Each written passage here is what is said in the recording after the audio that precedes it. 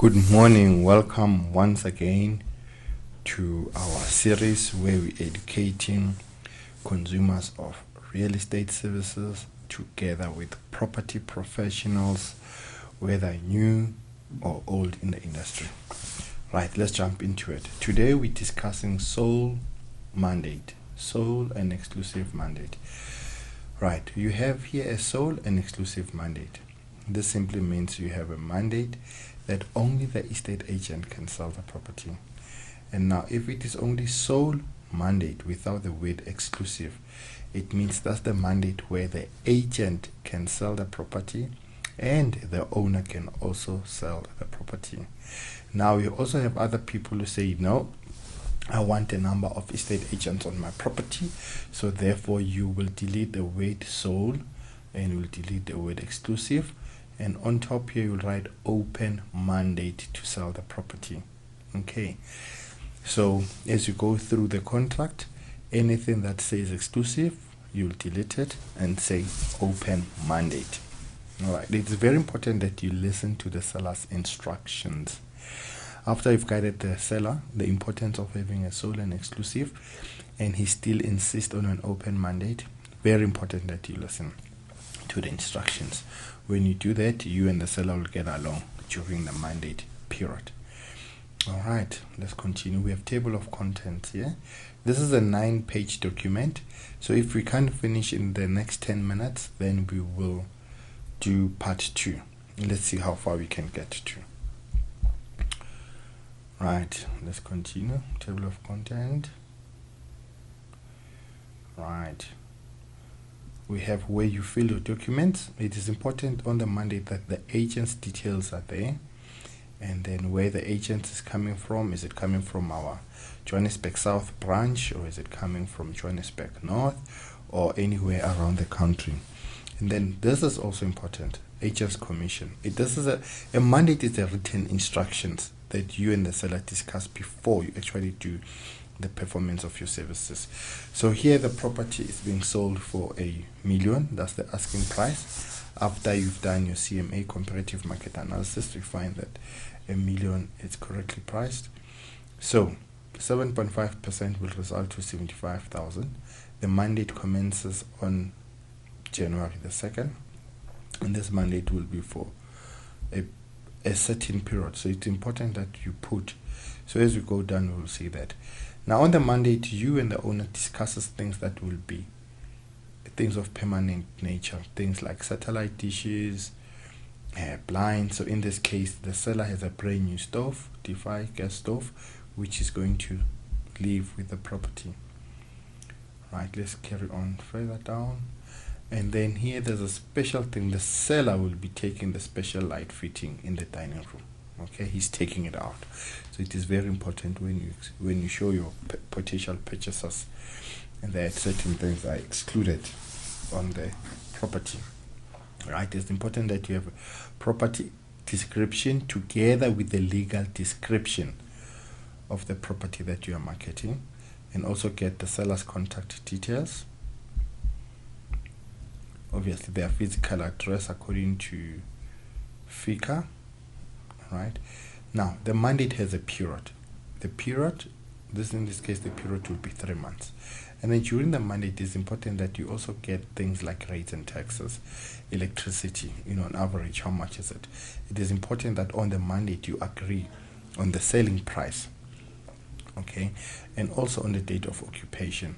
These terms are very important because you are able to explain them to your potential buyer. And then ask the owner, does it allow you to have a board, for sale board? Will he allow you to have a show house? And then will he also allow you to put a sold sign as soon as you sell the property? And then get the defects of the property. Before you even market it, find out what is working, what is not working, so that you can give a buyer fair representation. On top of this list, get the estate agent's first bought property condition report, where you have more space, where you can write anything, defects, whatever that the seller knows, patent and latent defects. Better explain everything to the buyer so that they know what they are buying.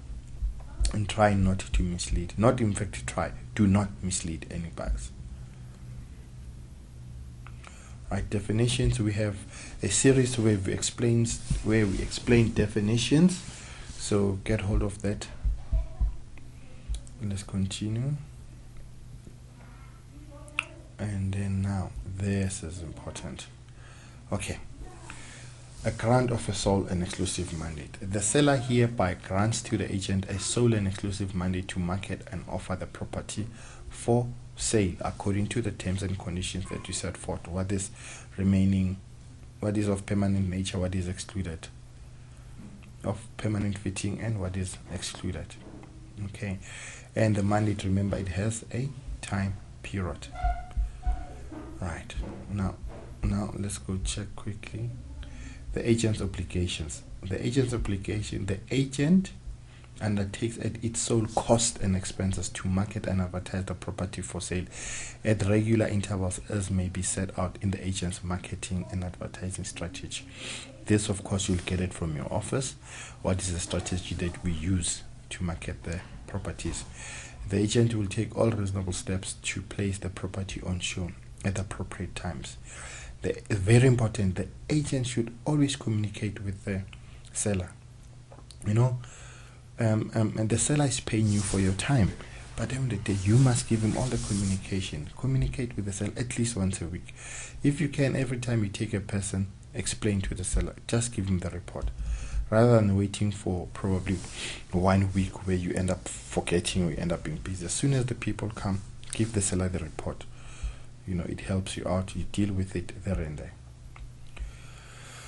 Right, according to Consumer Protection Act, okay, it's important that the seller becomes fair and very just. So as the agent, as the seller, advise the seller that he has to be fair. Otherwise, any misrepresentation, the buyer has the right to sue him. So you don't want that. So rather disclose all the information and let the buyer make a good decision. And then seller's obligation. During the mandate period, the seller cannot sell his property. The seller cannot appoint another estate agent. Otherwise, there's going to be a double commission. And as soon as the mandate has expired, the agent, as soon as the mandate has expired, the agent, has to formulate a report of all the people who came so that he can give it to the seller. All right. After the expiry of the mandate, should those people come, the seller is still liable for the commission. But it will be fair for the seller when he knows, when you're giving him a report in black and white of who came and who didn't come. So that if that person comes, the seller says, no, Gavin showed you this property, so please contact Gavin, sign an offer with him, and then we'll have a deal. In that case, it becomes fair for the agent for spending his resources on this property. It becomes fair for the buyer. Okay, remember, the buyer would not have known that the property is up for sale had not the agent advertised the said property, okay, or showed him that property. Right, seller's acknowledgement, termination of the mandate, those are very self-explanatory. Right, beautiful. Domicile Sitanti, there's where we explain all these other things. Beautiful. Guys, we have a copy of a mandate. Have a look. Send me emails, Skype,